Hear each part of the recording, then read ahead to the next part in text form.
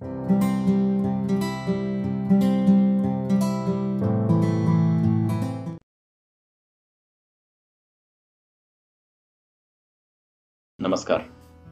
आज एक कथा तुमच्या समोर सादर करतोय. लेखक आहेत डॉक्टर भवान महाजन. डॉक्टर भवान महाजन हे व्यवसायाने डॉक्टर. त्यांचं बालपण औरंगाबाद जिल्ह्यातील पैठण या गावी गेलं. वैद्यकीय शिक्षणानंतर त्यांनी काही काळ इंग्लंडमध्ये पण घालवला, पण काही कारणाने त्यांचं मन इंग्लंडमध्ये न रमल्यामुळे ते परत भारतात आले आणि भारतामध्ये त्यांनी आपली वैद्यकीय सेवा परत सुरू केली.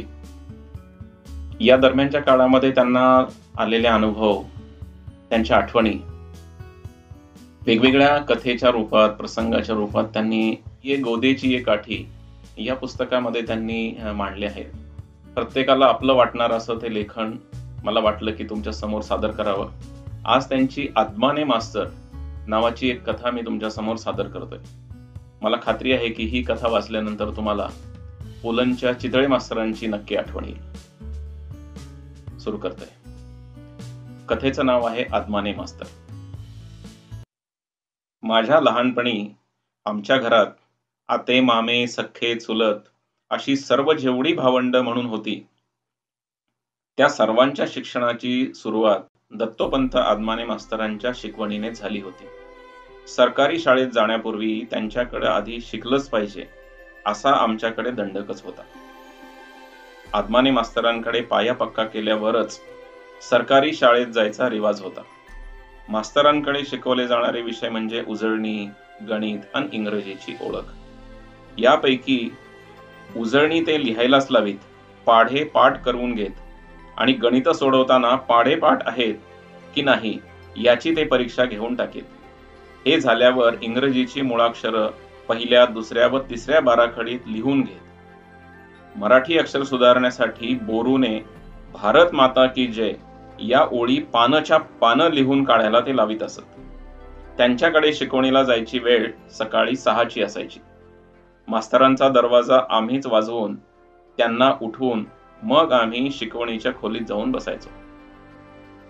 आमची उजळणी लिहिणं चालू असे तो मास्तर दात घासून, तोंड धुवून, चहा पिऊन लगेचच आमच्याकडे वळत. आम्ही मांडी घालून समोर बसायचो. उजळणी किंवा पाढ्यामध्ये चूक झाली तर त्यांच्या जवळ 1-1.5 फूट लाकडी पट्टी असायची. तिने ते मांडीवर सटका मारायचे. मार बसलेली ती जागा कितीतरी वेळ आग लागल्यासारखी दुखायची. हिवाळ्यात तर असा मार जास्त वेळ दुखायचा. त्यावेळी मास्तरांचा मला खूप राग यायचा. उजळणी त्यांना हवी तशी पाठ न झाल्यानं स्वतःचाही राग यायचा.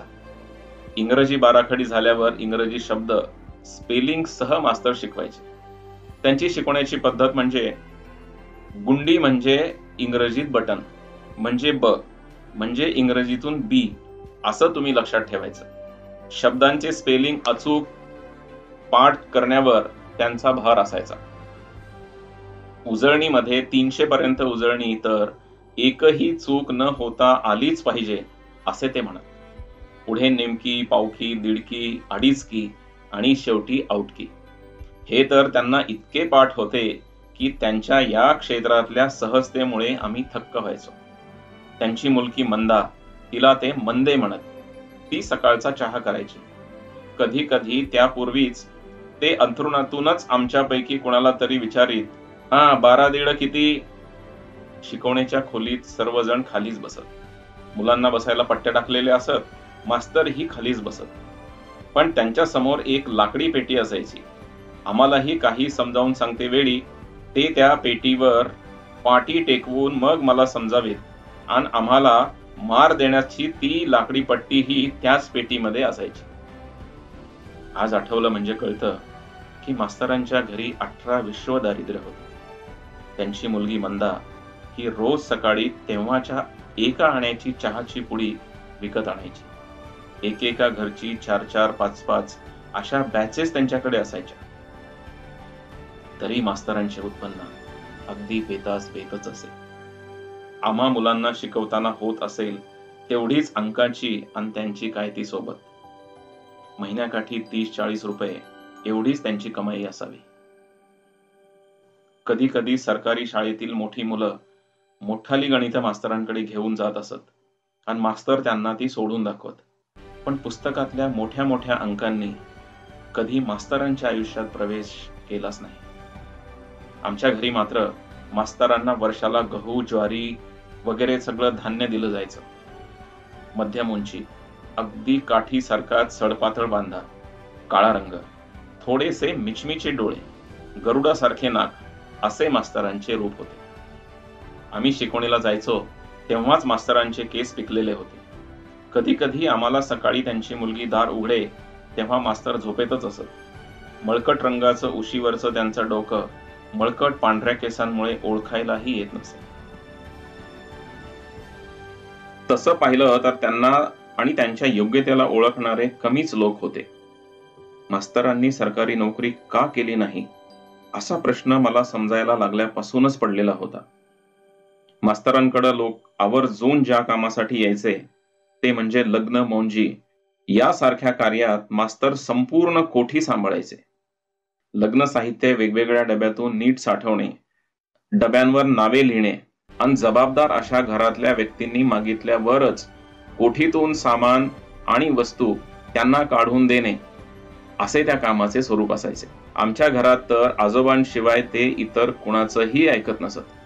लग्नाचे वेळी ब्राह्मणांना वाटायची दक्षिणा सुद्धा त्या सुट्या नाण्यांसह एका पिशवीत मास्तर भरून ठेवत असत. त्यावेळी लग्न कार्य महिना महिना चालत असे. तेव्हा मास्तर घरचेच एक होऊन जायचे. दुपारच्या जेवणाला ते आमच्या बरोबर बसत, आम्हा मुलांची प्रेमाने वागत, तरीही मनातून त्यांचा धाक वाटायचाच. पुढे माझं सरकारी शाळेत नाव घातल्यानंतर त्यांच्याकडे येणं जाणं कमी होऊ लागलं. मास्तर कुठेतरी मंदिरात किंवा इतरांकडील कार्यामध्ये दिसत. मुलीच्या पाठीवर खूप दिवसांनी त्यांना मुलगाही झाला. तेव्हा वाटले की आता तरी त्यांना चांगले दिवस येतील. मास्तरांच्या घराला चिकटूनच एक बालाजी मंदिर होते. त्याची देखभाल जमेल तशी ते करत. देवापुढे कुणी काही ठेवले तर तेवढीच मदत मास्तरांना होई. पण देव मात्र त्यांची देखभाल करतोय असं कधीच वाटलं नाही. मी शाळेत चांगली प्रगती करतोय असं ते जेव्हा भेटतील तेव्हा मी त्यांना सांगायचो. तेव्हा वा वा, आनंद आहे, अशीच आमची आठवण ठेवा, हीच आमची संपत्ती आहे बरं का, असं ते कौतुकाने म्हणायचे. त्यांच्या योग्यतेचं काम तर त्यांना कधी मिळालंच नव्हतं. पण 4 ठिकाणी लोक त्यांना मानानं बोलवायचे तेही पुढं पुढं कमी होत गेलं.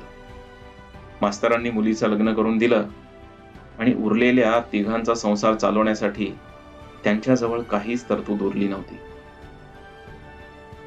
मुलांमध्ये काही चमक दिसत नव्हती. आता मास्तर थकत चालले होते. आधीच त्यांची कृश असणारी आकृती वाकत चाललेली दिसायची.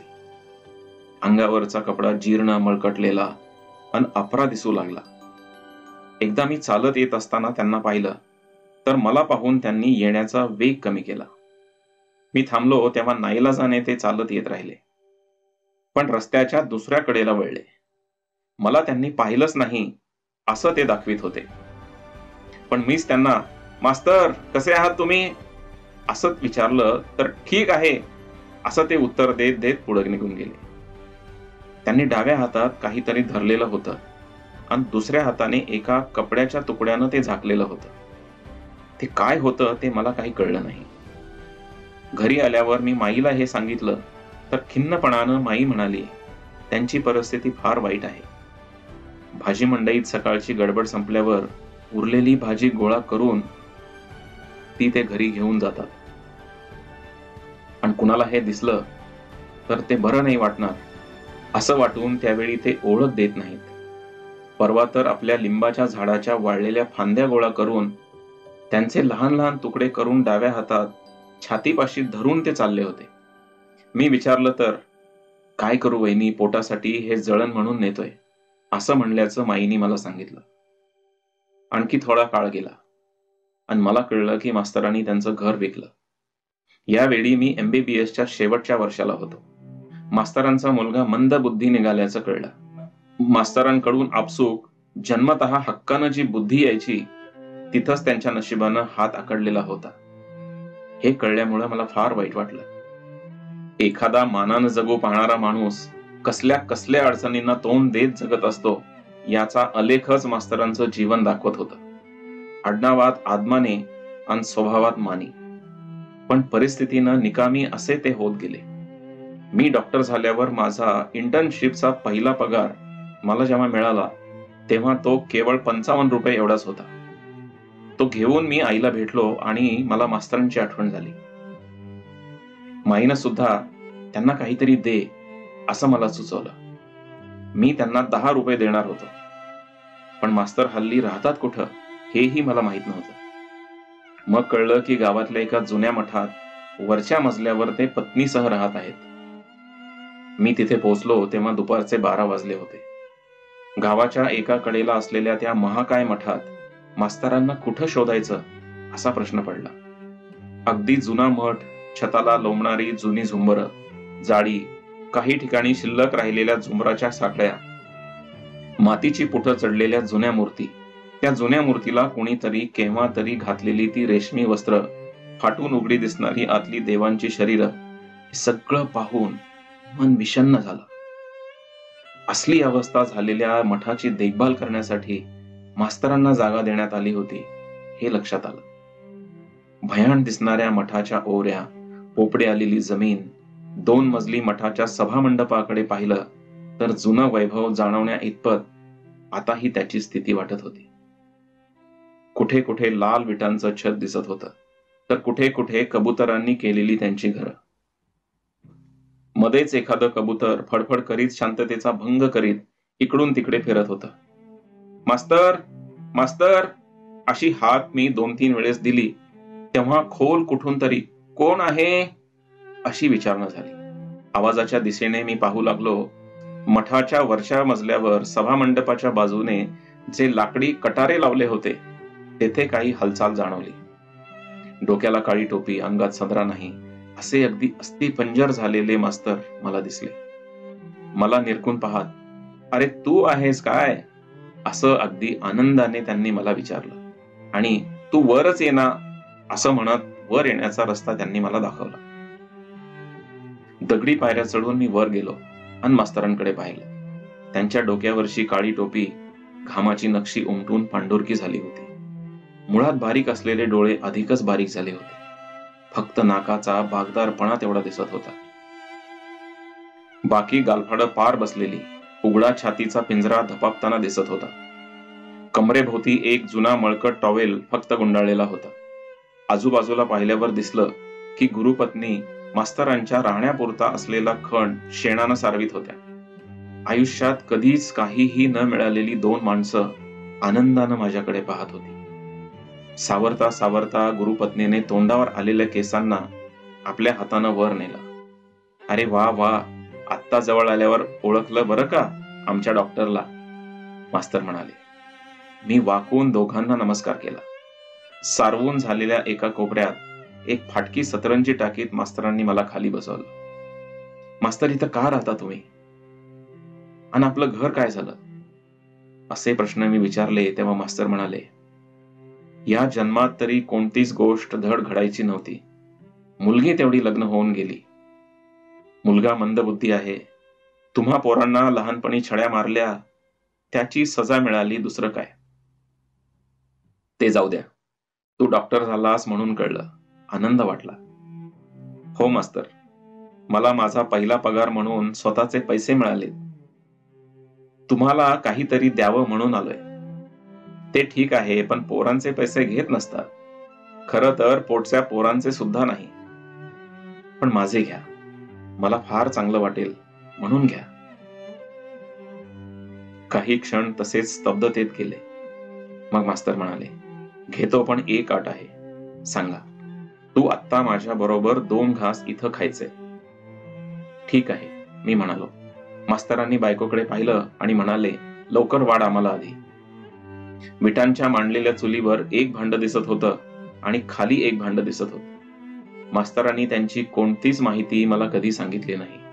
इकडचे तिकडचेच विचारले. मला इंग्रजी विषयात मॅट्रिक मध्ये चांगले मार्क मिळाल्याची आठवणही त्यांनी सांगितली. लक्षात ठेव बरं का, तुझ्या इंग्रजीची पायाभरणी मीच केली आहे ते.